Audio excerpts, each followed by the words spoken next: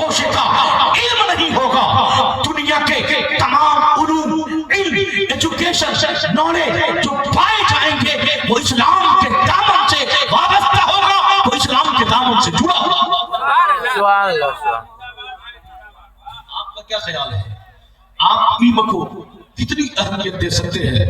दुनिया का पहला इंसान, अगर चचा से पूछ दिया जाए कि दुनिया का पहला इंसान कौन है, तो चचा का जवाब आएगा मौलाना साहब, दुनिया का पहला इंसान हजरत आदम अलैहिस्सलाम है।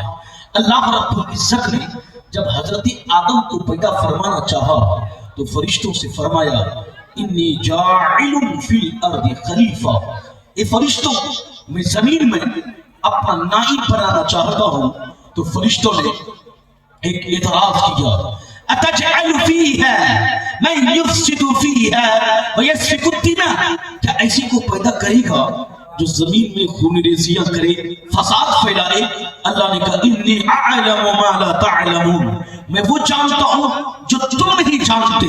फिर हजरत आदम को पैदा किया गया और जमाने में होने वाले चीजों को रखा गया, फरिश्तों को बुलाया गया और पूछा गया बताओ इन चीजों की हकीकत क्या है, इनका मकसद क्या है, इनकी तारीफ क्या है? तो फरिश्तों ने इतराफ किया था और कहा था सुब्हानक ला इल्म लना इल्ला मा अल्लमतना इन्नका अंतल अलीमुल हकीम।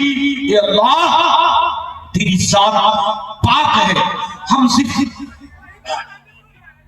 उतना जानते हैं जितना तूने हमें सिखाया है, इसके अलावा हम कुछ नहीं जानते।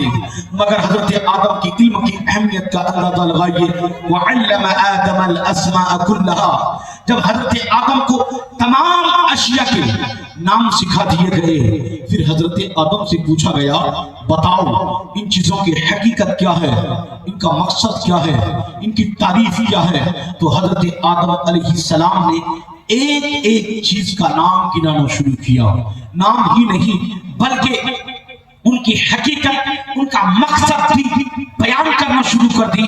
जब हजरत आदम का इल्म फरिश्तों के इल्म से बढ़ गया तब अल्लाह ने क्या कहा, ए फरिश्तों आदम के सामने झुक जाओ, ए फरिश्तों आदम के सामने घुटने टेक दो, ए फरिश्तों आदम को सजदा करो। अब मैं यहाँ रुक कर आप नौजवानों से कहना चाहता हूँ आदम के सामने फरिश्तों ने क्यों सजदा किया? क्यों? इसलिए कि आदम बड़ी खूबसूरत थे, आदम जन्नत में पैदा हुए थे? नहीं, बल्कि फरिश्तों की मुकद्दस पेशानियां आदम अलैहिस्सलाम के सामने इसलिए झुकाई गई थी कि आदम का सीना उलूम से, इल्म से, एजुकेशन से, तालीम से मुनव्वर था। उनके सीने में दुनियावी उलूम भी मुंतकिल कर दिए गए थे और अल्लाह की मारिफत का इल्म भी मुंतकिल कर दिया गया था। तो पता चला कि सारी दुनिया आज हमारे कदमों में है। जिस दिन हम मुसलमानों के बच्चे दीनी तालीम से भी आरास्ता कर ले, जिस दिन हमारे बाप हमारे अपने बच्चे को कुरान पढ़ना भी सिखा दे, हदीस की तालीम भी सिखा दे, नमाज की अहमियत भी बता दे, रोजा के मसाइल भी सिखा दे, जिस दिन हमारे बच्चे दीनी तालीम में आगे हो जाए, दुनियावी तालीम में भी आगे हो जाए, जिस दिन से हमारे बच्चों के सीनों में कुरान भी रहे, नमाज भी रहे, जिक्र अस्कार भी रहे, माँ बाप की खिदमत भी रहे और science, technology, astrology, astronomy, mathematics और कंप्यूटर की दुनिया में महारत हासिल कर ले, कसम खुदा की सारी दुनिया हम मुसलमानों के सामने घुटना टेकती हुई नजर आएगी, सर झुकाती हुई नजर आएगी। इसलिए हमें आपको आगे बढ़ाना होगा, अपने बच्चे को पढ़ाना होगा। आधी रोटी खाएं मगर अपने बच्चे को आप जरूर पढ़ाएं। आज हमारे ये गार्जियन आए हैं, आप बाप हैं तो आप अपनी ख्वाहिशों पे कंट्रोल करें। ये मेरी माँ बहने बैठी है, आपकी अपनी ख्वाहिशों पे कंट्रोल करें। आधी रोटी खाए मगर अपने बच्ची को और बच्चों को जरूर पढ़ाएं, तालीमी मैदान में आगे बढ़ाएं।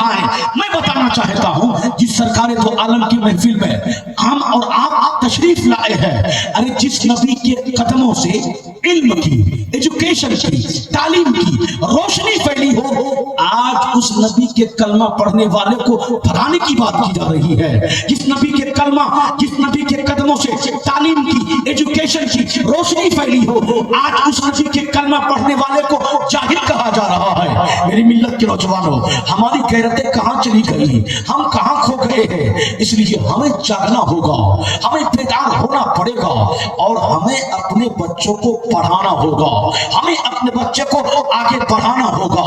میرے ملت کے نوجوانوں، حضرت آدم کا تعارف علم کی بنیاد پر ہو رہا ہے. تو میرے ملت کے نوجوانوں، آدم کی وراثت میں آپ حصہ دار بنے. اللہ کے نبی صلی اللہ علیہ وسلم ارشاد فرماتے ہیں، العلم نور، العلم قوت. علم طاقت کا نام ہے، علم روشنی کا نام ہے. آج نہ امریکہ اور یورپ کا نعرہ ہے education is the light, education is the power. علم طاقت کا نام ہے، علم روشنی کا نام ہے. مگر اسی کو میرے نبی نے 1400 سال پہلے فرما دیا ہے، العلم نور، العلم قوت. علم پرکاش کا نام ہے، علم اجالے کا نام ہے. اس لیے میں کہنا چاہتا ہوں کہ آج ہماری جماعتوں میں ڈاکٹروں کا ہونا بھی ضروری ہے، آج ہماری جماعتوں میں انجینئروں کا ہونا بھی ضروری ہے، آج ہماری جماعتوں میں وکیلوں کا ہونا بھی ضروری ہے. ان ساری گروہوں کی ضرورت آج ہماری جماعت میں ہے. اس لیے میں کہنا چاہتا ہوں کہ آپ اپنے بچے کو دینی تعلیم دلانے کے بعد اتنی تعلیم آپ اپنے بچے کو دیتے ہیں کہ کم سے کم روزہ کے مسائل جان جائے اور قرآن پڑھنا جان جائے. نعرہ تکبیر، نعرہ رسالت، نعرہ تکبیر. حضرت علامہ و مولانا چترویدی صاحب قبلہ، نعرہ تکبیر، نعرہ رسالت، نعرہ رسالت. مسلک اعلیٰ حضرت، مسلک اعلیٰ حضرت، نعرہ تکبیر، نعرہ رسالت. ماشاءاللہ خطیب ہندو نیپال چترویدی مہان حضرت العلامہ حضرت علامہ و مولانا ابراہیم صابری امجدی جنک پور نیپال تشریف لا چکے ہیں. انشاءاللہ ان کی خطاب نایاب سے آپ حضرات ضرور مستفید ہوں گے. درود پاک پڑھیے، اللہم صلی علی سیدنا شفیعنا حبیبنا مولانا محمد معدن الجود والکرم.